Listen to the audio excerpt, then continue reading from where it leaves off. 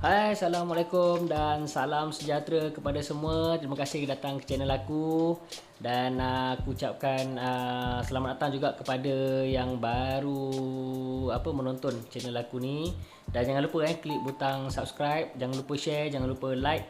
Dan kalau ada apa pertanyaan, penambahbaikan, tolong tulis di ruangan komen di bawah. Dan untuk hari ini aku nak ucapkan, rasanya masih belum terlambat aku ucapkan selamat Hari Guru kepada semua cikgu-cikgu yang ada di Malaysia, especially cikgu-cikgu yang mengajar aku lah waktu aku zaman sekolah, daripada sekolah tadika sampailah aku pergi sekolah rendah, sampailah aku jadi masuk sekolah menengah, pensyarah-pensyarah di universiti, cikgu sekolah mandu aku, saya ucapkan terima kasih. Dan rakan-rakan juga, rakan-rakan guru yang sama-sama mengajar dengan aku ucapkan terima kasih jugalah. Dan selamat Hari Guru kepada semua guru di Malaysia. Baik, musim PDPR dah bermula hari ini. Dan juga begitu juga pelajar-pelajar perlu menjalani PDPR. Saya rasa ramai pelajar dah mula rasa macam stres untuk masuk untuk untuk PDPR lah. Dah mula rasa stres, dah mula rasa macam malasnya nak masuk. Okey, dan saya yakin juga di waktu-waktu PKP macam ni, waktu tak ada apa orang kata, tak ada sesi persekolahan, saya yakin juga saya rasa banyak yang sibuk dengan telefon bimbit saja. Banyak bermain game lah, social media lah, apalah semua. Memang itu je lah kerjanya, duduk waktu cuti main game. Dan tak salah saya cakap, main game memang boleh kaya. Memang boleh kaya. Cumanya dia ada tapi dia lah. Macam dalam tajuk tu kan, memang kita boleh kaya main game. Main game boleh kaya. Contoh yang kaya, contoh streamer-streamer yang korang sanjung-sanjung tu, siapa? Solos. Itu antara yang korang sanjung lah. Solos, siapa? Fatazi, Miss Rose. Aku tak kenal sangat sebab aku tak main game sangat. So main-main gitulah. Tapi untuk yang gamer-gamers ni, yalah, itu yang aku kenal lah, yang streamer-streamer. So kalau luar negara memang diorang ikut trend. Di luar negara, streamer, gamer memang dijadikan sebagai satu kejaya yang kejaya yang baru dalam dunia sekarang. Kalau zaman dulu aku sekolah, kerja cikgu, kerja nak jadi askar, nak jadi doktor, kalau zaman aku dulu lah. Okay, tapi bila zaman sekarang ni dia berubah. Dia more kepada macam streamer, nak jadi gamers, nak jadi YouTubers, nak jadi Insta famous. Dia dah berubah kejayanya. Dan dia sebenarnya benda tu boleh membawa kepada kebaikan dan juga boleh membawa keburukan juga. Okay, boleh membawa kebaikan, maksudnya dia akan menjadikan korang, kalau yelah, kita bekerja, kita memang kerja duit. Kita bekerja memang kita kerja, orang kata apa, pendapatan. So memang apa yang kita buat tu memang pendapatannya memang boleh memberikan boleh memberikan pulangan pendapatan yang tinggi lah kan. Tapi dia ada tapi dia. Tapi kalau di dunia kita di Malaysia, di Malaysia, walau macam mana apa yang berlaku pun, kau tetap kena ada SPM dan juga akademik, itu paling penting. Alright, so kalau ikutkan trend sekarang, kebanyakan orang nak jadi YouTuber, kebanyakan orang nak jadi streamer, kebanyakan orang nak jadi gamers. Okay, boleh kira berapa ramai gamers yang ada kat Malaysia. Korang boleh tengok juga berapa ramai YouTubers yang ada kat Malaysia. Kau boleh tengok juga berapa ramai streamers yang ada kat Malaysia. So apa yang boleh menjadikan kau popular, itu tak tahu. Okay, so jadi macam korang akan rasa korang akan jadi benda yang sama. Kau kena jadi Solos. Sampai beribu-ribu, berjuta-juta orang nak jadi Solos, nak jadi Fatazi. Beribu-ribu, berjuta-juta orang nak jadi Fatazi. Okay, so engkau tak ada kelainan yang boleh engkau tampilkan. So tak ada beza lah. Macam mana kau nak menjana pendapatan, macam mana nak menjana kewangan, kalau kau pun sama, orang pun tengok alah sama je dengan Fatazi, alah sama je dengan Solos. Buat apa kau tengok dia, baik aku tengok Solos. So sebab itu saya cakap ada tapi dia. So macam mana kita nak jadi orang yang lain? Jadi macam mana kita nak jadi orang yang lain? Orang yang streamer tapi mungkin berbeza daripada streamer yang lain. Gamers mungkin berbeza daripada gamers yang lain. Sebab itulah pentingnya pendidikan, penting pendidikan. Perlu ada satu pendidikan yang formal berkaitan dengan gaming, ataupun orang kata berkaitan dengan animation, ataupun berkaitan dengan software, ataupun yalah web designing. So dia akan menjadikan korang ni bukan sekadar gamers yang tak tahu apa-apa. Ataupun dalam bahasa mudahnya, instead of korang main game, tapi korang fikir macam mana engkau nak own the game, ataupun kau jadikan membina satu game yang baru, membina satu permainan yang baru. Contoh kalau dalam Malaysia, bukan dalam Malaysia, dalam dunia ni banyak syarikat company-company game yang ada lah. Okay, contoh kalau macam kalau untuk yang handphone mungkin Tencent untuk Mobile Legend.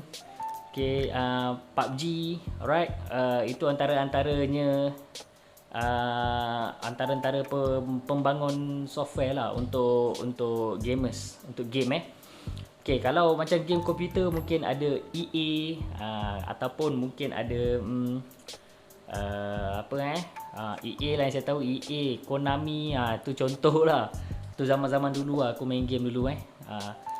So company-company game ni sebenarnya dia terdiri daripada orang-orang pakar-pakar yang tahu selok-belok ataupun tahu membina game. Dia pakar dalam mungkin coding, kat situ dia ada pakar-pakar animation, animator, pelukis kat situ pun ada, ataupun dan banyak cabang dalam bidang game. So kau nak jadi game, nak kaya dalam bidang game boleh, memang boleh, tapi kau kena berbeza dengan orang yang lain. Bukan setakat nak jadi masuk dalam industri permainan video, industri gaming, tapi kau jadi sama je macam orang yang ada, sama je dengan benda-benda yang ada, yang streamers-streamers yang ada. So tak ada beza lah. So susah untuk korang perform, susah untuk korang menjana pendapatan, dan setakat tu je lah, habis itu je lah, dan korang akan buang masa. So daripada buang masa, jadikan sesuatu permainan itu, dijadikan minat dan jadikan dia sebagai kerjaya, dan kerjaya itu berbeza daripada kerja orang lain. Kat Malaysia tak ramai tak silap saya, kat Malaysia memang tak ramai yang minat kepada dalam bidang gaming, ataupun bukan main game tau, main game ramai gila, tapi yang bidang gaming maksudnya dia main dia bukan main, dia membina permainan video. Kat Malaysia masih lagi kurang. So jadilah orang kata pakar dalam membina game. Daripada kau main game kan, kau akan jadi orang yang membina game, orang pula main game kau.